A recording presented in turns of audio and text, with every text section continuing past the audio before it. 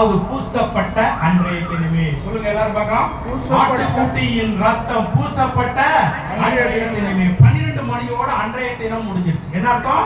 12 மணிக்கு மேல அடுத்த நாள் வந்துடும். அப்ப அன்றைய தினமேனா அன்னைக்கு ஆட்டுக்குட்டி பூசப்பட்ட அன்னைக்கு 12 மணிக்குள்ள இஸ்ரவேல் ஜனங்கள் எல்லாம் எங்க போறாங்க?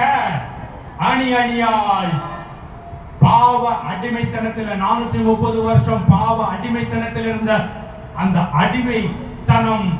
அடிமைத்தனத்திலிருந்து விடுதலை பெற்று விடுதலை பெற்று பாலும் தேனும் ஓடுகிறதான கானானை நோக்கி என்ன செய்கிறார்கள்? விடுதலையாகி பயணம் செய்தார்கள். அதே சொல்லுங்க பார்க்கலாம்.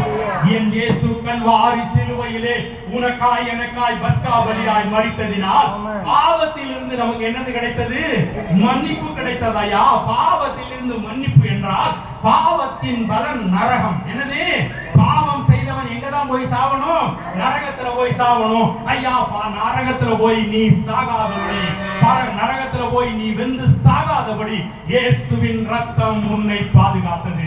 அல்லேலூயா சொல்லுங்க பார்க்கலாம். அன்றைக்கு பஸ்கா இஸ்ரவேலனை பாதுகாத்தது மரணத்திலிருந்து. இன்றைக்கு என் இயேசுவின் ரத்தம் உன்னையும் என்னையும் உலகத்தில் உள்ள எல்லாரையும் பாவத்திலிருந்து, பாவத்தில் பலன் நரகம் என்கிறதான அந்த மரணத்திலிருந்து நாமெல்லாம் மரணிக்காதபடி, வேதனைப்படாதபடி தேவனுடைய ரத்தம் நம்மளை என்ன செய்தது?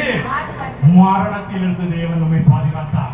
அன்றைக்கு அப்படி தேவன் மரணத்திலிருந்து நம்மளை மீட்டெடுத்தவர்கள் நாம் நீதிமான்கள் என்று அழைக்கப்படுகிறோம். ரட்சிக்கப்பட்ட நாம் நீதிமான்கள் என்று அழைக்கப்படுகிறோம். நீதிமான்களாகிய நாம் அன்றைக்கு பஸ்காவின் ரத்தம் தெளிக்கப்பட்ட அன்றைய தினமே அவர்கள் என்ன செய்தார்கள்? விடுதலையாகி என்ன செய்தார்கள்?